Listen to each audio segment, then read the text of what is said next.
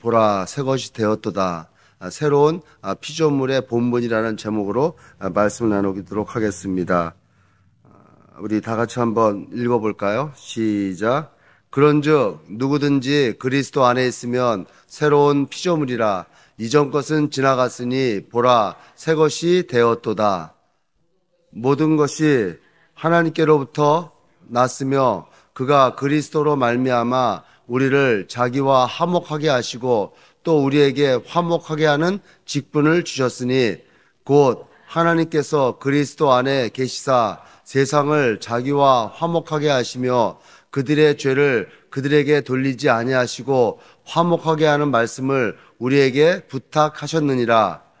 그러므로 우리가 그리스도를 대신하여 사신이 되어 하나님이 우리를 통하여 너희를 권면하신 것 같이 그리스도를 대신하여 간청하노니 너희는 하나님과 화목하라. 하나님이 죄를 알지도 못하신 이를 우리를 대신하여 죄로 삼으신 것은 우리로 하여금 그 안에서 하나님의 의가 되게 하려 하심이라. 아멘. 아멘.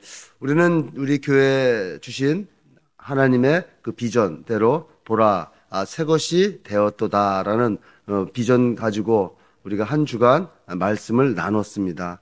새로운 피조물, 새로운 피조물은 새로 된 존재요. 또 새로 된 운명, 죽을 수밖에 없는 우리의 운명이 영원하게 생명을 얻는 그런 생명체의 운명으로 바뀌게 됐고 또 새로운 가치관과 새로운 비전을 가지고 나아가는 새로운 피조물이라고 우리는 배웠습니다. 근데 이 새로운 피조물은 그리스도 안에 있어야 된다는 것이죠. 그러니까 그리스도 안에 있는 삶은 어떤 삶입니까?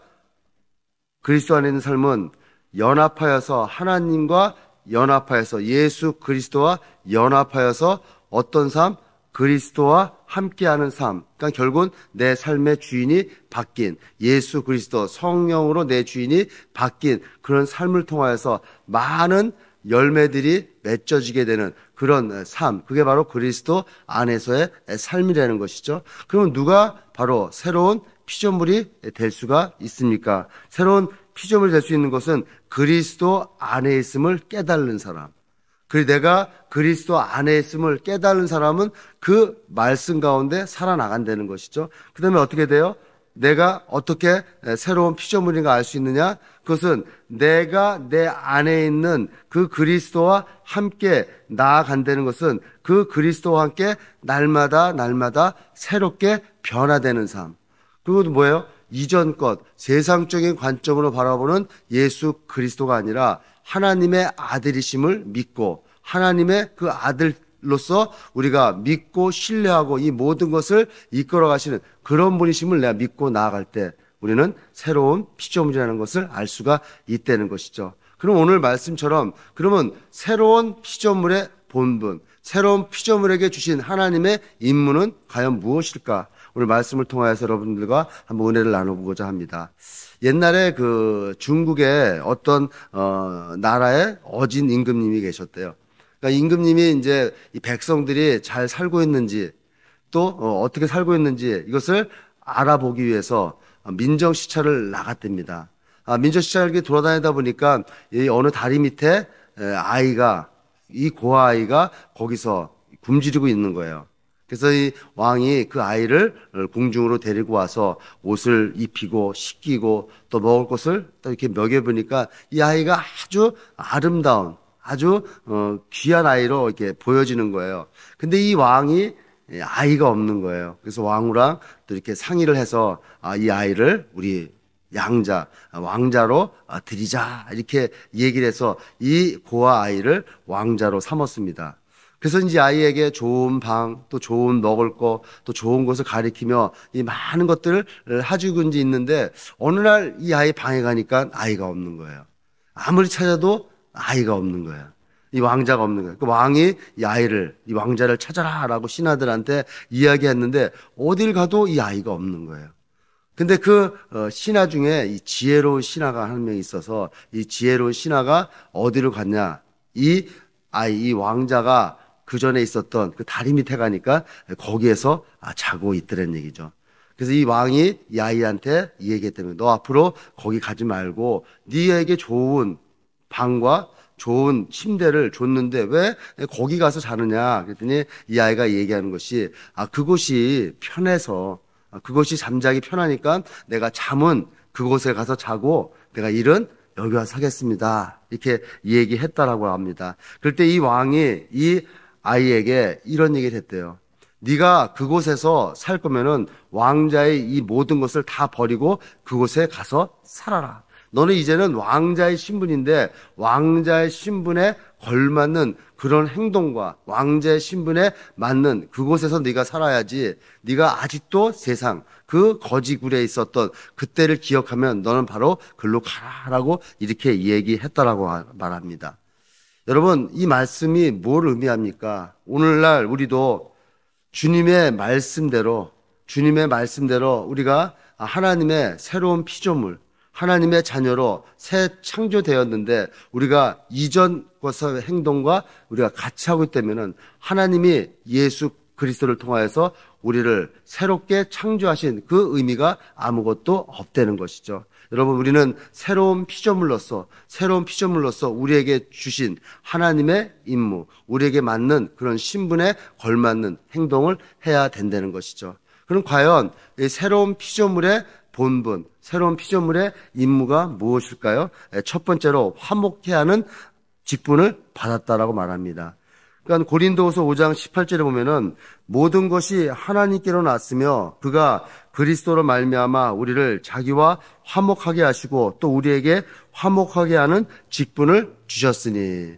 그러니까 모든 것은 하나님 앞에 났다는 것은 모든 이 천지 만물, 모든 피조물들은 다 하나님이 났다는 거예요. 하나님이 다 만드셨다는 거예요. 근데 그가 하나님이 그리스도로 말미암아 우리를, 그러니까 예수를 믿는 우리를 하나님과 화목하게 하신 그것을 우리도 하려는 거야. 그런 직분을 주었다는 것은 우리도 이 세상에 나가서 화목하게 하는 그런 일을 하려는 것이죠. 그러니까 뭐예요? 피조물은 하나님과 화목하게 된 자들이라는 거야. 이게 새로운 피조물은 하나님과 화목하게 된 예수님이 이 땅에 화목제물로 오셔서 하나님과 인간의 그 관계를 회복시켜 주시고 화목해 해 주셨다라고 말하고 있는 것입니다. 여러분, 인간은 죄 문제로 인해서 하나님과 함께 할 수가 없었어요. 이 죄의 본질은 뭐예요?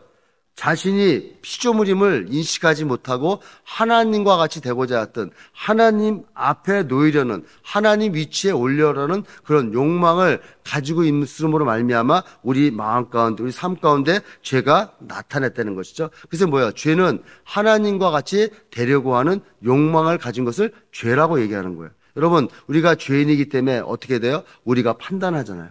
우리가 사람을 정죄하잖아요.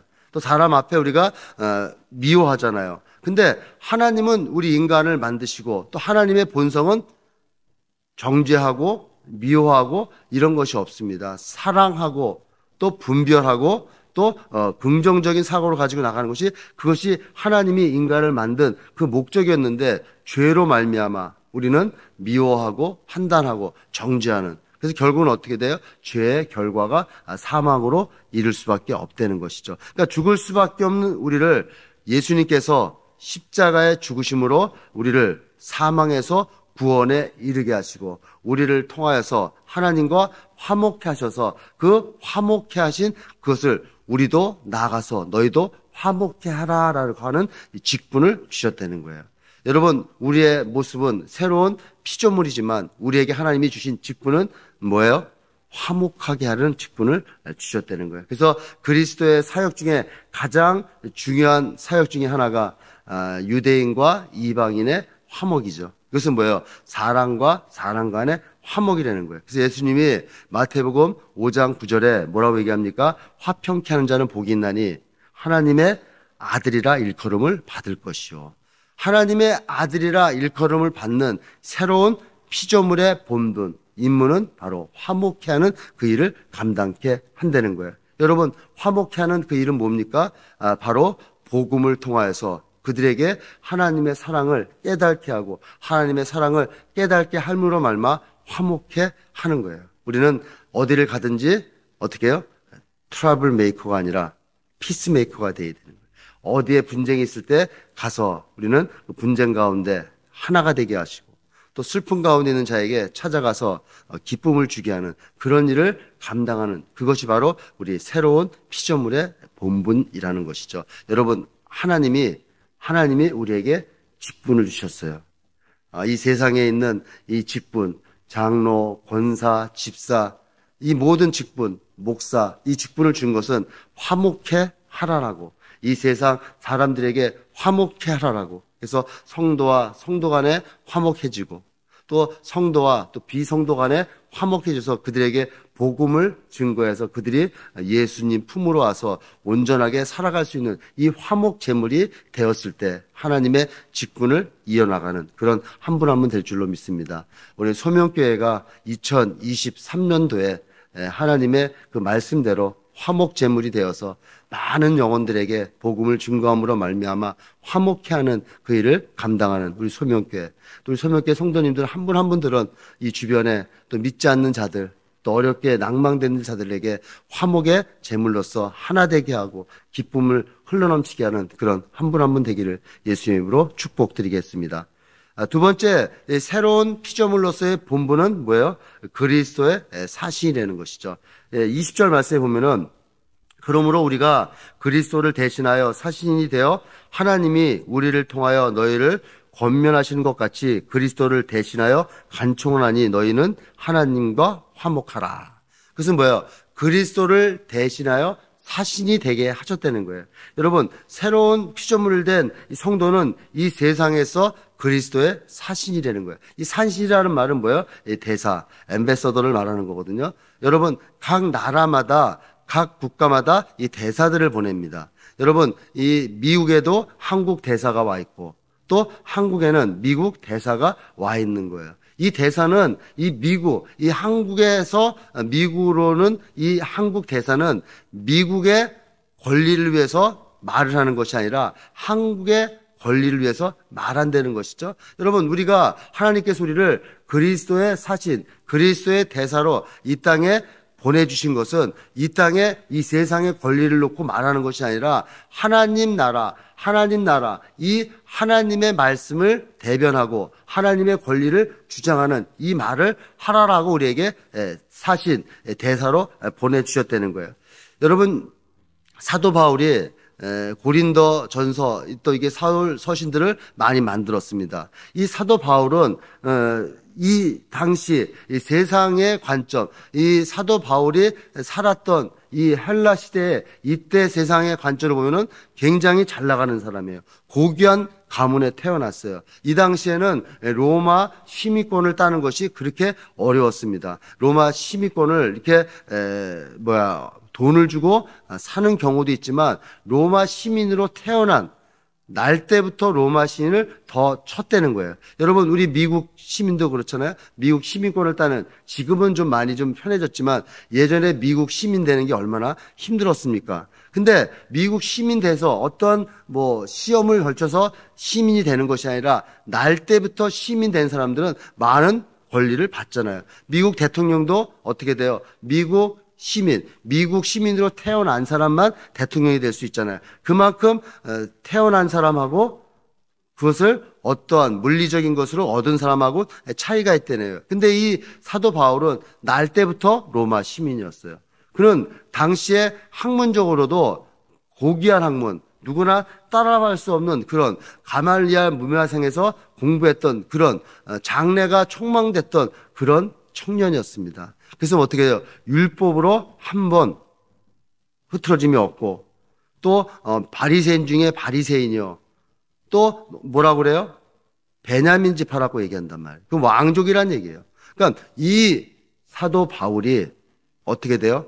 예수 그리스도를 만남으로 새로운 피조물이 되어서 하나님의 그 대사, 그리스도의 대사가 되어서 이방인들에게 복음을 증거하는 그 일을 감당합니다. 여러분, 그리스도를 영접하고 구원의 축복을 누리게 된 우리도 새로운 피조물로 하나님이 거듭나게 하셨다는 거예요. 그러면 우리는 어떻게 돼요?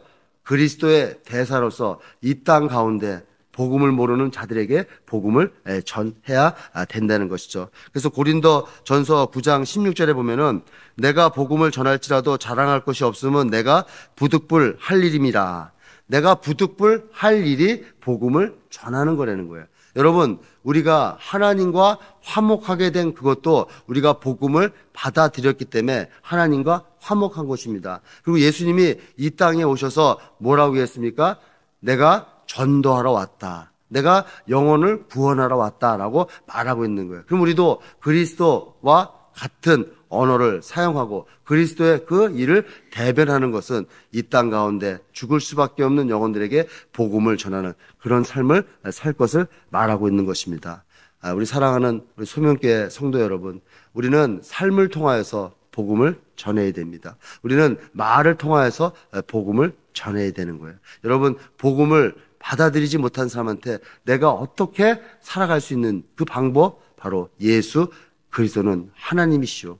예수 그리스도는 우리를 위하여 구원하러 이 땅에 오신 성육신하신 하나님의 아들이심을 알게 하고 그들이 예수 그리스도를 믿었을 때 그들의 삶의 변화가 되고 하나님의 자녀로 거듭남을 알게 하는 이 일을 감당해야 된다는 것이죠. 여러분, 이 일을 감당할 때 우리가 핍박도 받고 힘든 일도 받습니다. 그래서 예수님께서 마태복음 5장 11절에 나로 말미암아 너희를 욕하고 박해하고 거짓으로 너희를 거슬러 모든 악한 말을 할 때 너희에게 복이 있나니 라고 얘기하고 있어요. 복음을 전하기 위해서 핍박받고 내 물질 사용되고 어렵고 힘든 그런 가정에 있을지라도 주님이 뭐라고 얘기합니까? 너희에게 복이 있나니 라고 말하고 있어요. 하나님의 축복받는 그것은 뭐예요? 바로 그리스도의 대사로서 그 일을 잘 감당한다는 것이죠. 여러분, 대사들이 와서 그 나라의 권익을 잘 보완하고 잘 전하고 잘 나타날 때 어떻게 돼요? 진급해서 딴 데로 더 좋은 데로 나가잖아요. 그것이 상급이잖아요. 그거와 마찬가지로 이 땅 가운데 그리스도의 대사로서 하나님이 보내주신 이 직분을 잘 감당하여서 하나님 앞에 영광 돌리는 그런 여러분 되시기를 주님의 이름으로 축복드리겠습니다. 하나님의 자녀된 우리 성도들은 이웃과 화목해야 돼요. 그리고 우리는 그리스도의 대사로서 그의 신분에 걸맞는 행동을 하셔야 됩니다. 우리의 언어, 우리의 생각, 또 우리가 하고 있는 모든 행동들은 하나님의 대사로서의 신분에 걸맞는 그런 행동을 할 때 하나님 앞에 영광을 돌릴 수가 있는 것입니다.